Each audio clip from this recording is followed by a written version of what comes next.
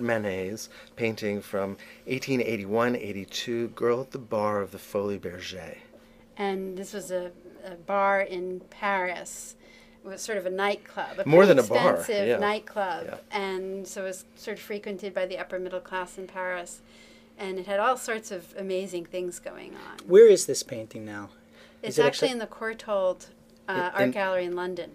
Oh, it's in London. Yeah. So I haven't seen it. I've only seen reproductions of it, and like most people listening to this, many reproductions. But this is the first time that I ever noticed those two pair of shoes kind of hanging down from the upper left-hand corner of the painting. What is going on They're there? connected to legs. And presumably a body above that. And if you look really closely, can you see that they're standing on a trapeze? Yes, it looks like an acrobat. This was a circus. What it was.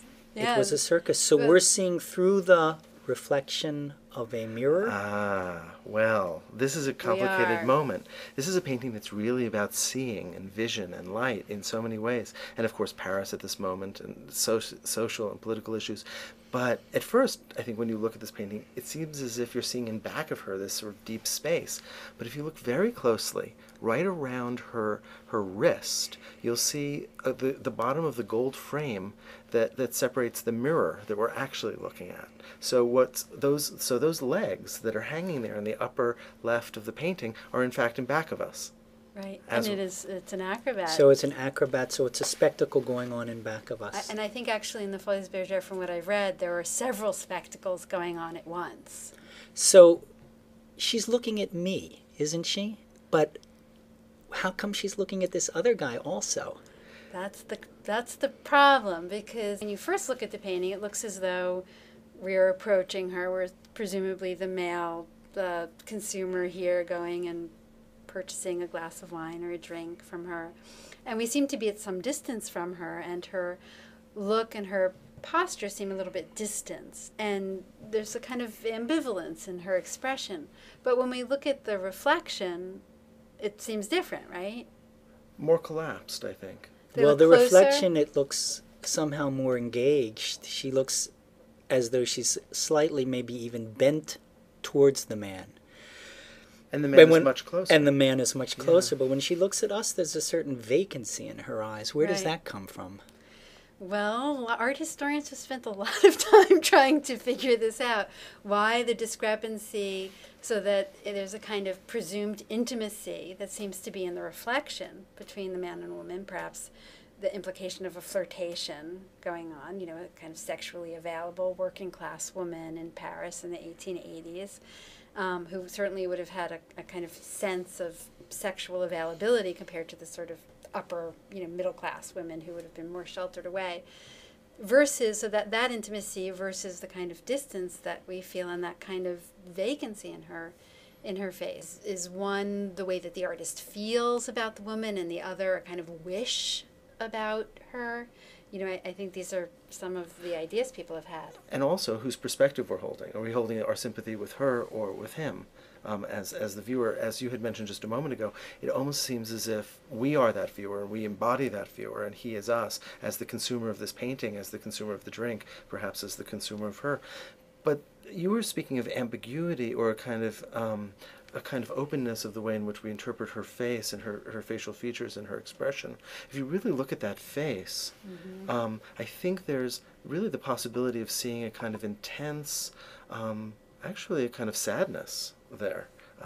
There's a kind of openness to those eyes and a kind of remorse that is, I think, very affecting, really, and really quite powerful. There is, Manet, just as we're looking at this detail for a moment, just look at the handling of the paint.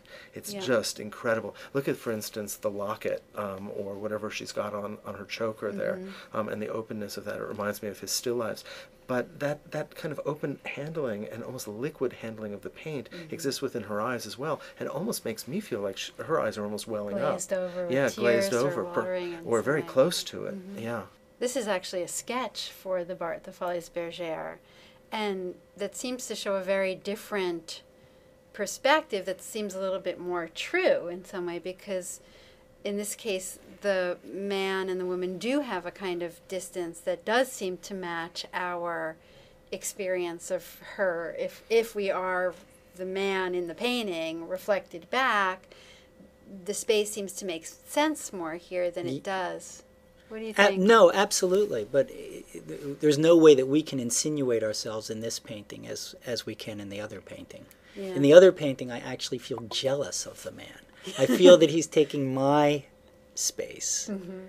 So you're almost in line in back of him. Is that it? And you want to occupy the space Right. that he occupies. It feels like... Or how come he gets to be How close come to he her? gets to be close to her? Exactly. And of course, all of this is happening. This sort of intense relationship that takes place between her, him, and the viewer, whether or not they're compressed, they're collapsed or not. And then, of course, this sort of wild, sort of sensuous environment in which all of this is taking wine place. and fruit and flowers. Is there and any tables. symbolism Right. of the fruit and flowers in this at all? Well, Any reason why he chose... Cezanne will take it and certainly make symbolism out of it very quickly. Art historians haven't, I don't think, in my reading, that I know. have not really pushed that. But there's all this marvelous stuff going on in the background besides the acrobat. I mean, if you look closely, there's a woman with binoculars, very well dressed in the background, sort of leaning over and peering around at people. And think about what you just said for a moment. A woman looking. Well, a woman looking, but a woman looking through binoculars that really focuses attention. But of course, we're seeing all of this as a reflection. And of course, the reflectivity of the mirror is just a perfect metaphor in many ways for what Manet is. Is it what he's trying to do or what he's trying to break away from?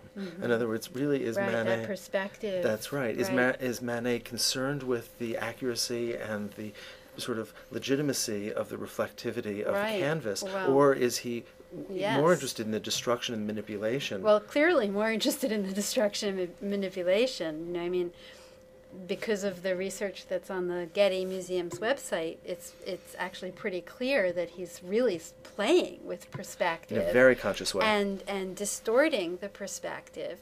And it seems from recent research that, in fact, the male viewer that we see reflected is actually just out of our view over to the left.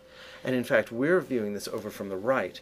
And the combination of those two perspectives actually bring those two figures together In that the right corner, but right. only in the reflection, in a way that is wonderfully staged and constructed. Yeah. Well, in a way, he's saying that the mirror is not this thing that's represented the truth, the sort of metaphor for truth. so long. Right?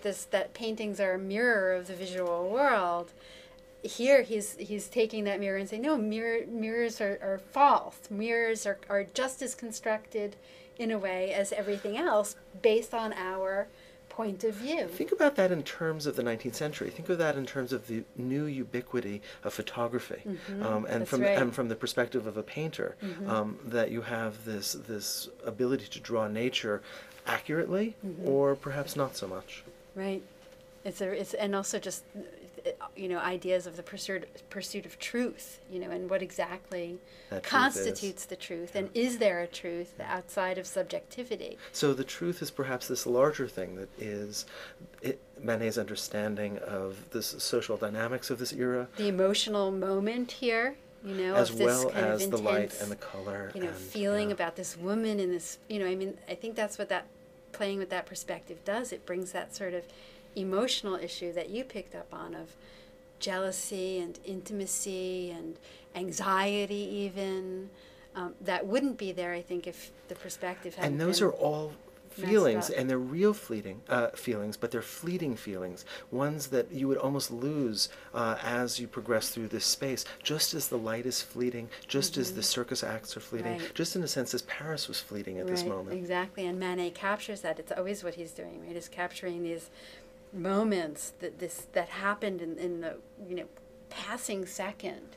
What is going on? So what are the feelings? So a kind of questioning, What's happening? and a kind of It's sort openness to meaning. An in that openness sense. to meaning, and yet a kind of emotional intensity at the same time. It's really an incredible painting, isn't it? It is. There's the last thing that we put up was this little picture of the bar at the Folies-Bergere. Well, it's a poster, really, an advertisement. Yes. And what's so wonderful in the bottom right corner is a scene that's not so different from what Manet actually paints. And this poster existed just a few years before the painting was made in the mid to late 1870s. Yeah, and it gives us an idea of the kind of sexualized, I think, flirtatious vibe of the Yeah, no, that's right. So this Folies-Bergère. was a place where the commodity of sexuality could really sort of be openly dealt with in some way, Yeah, at least for 19th century culture. yeah.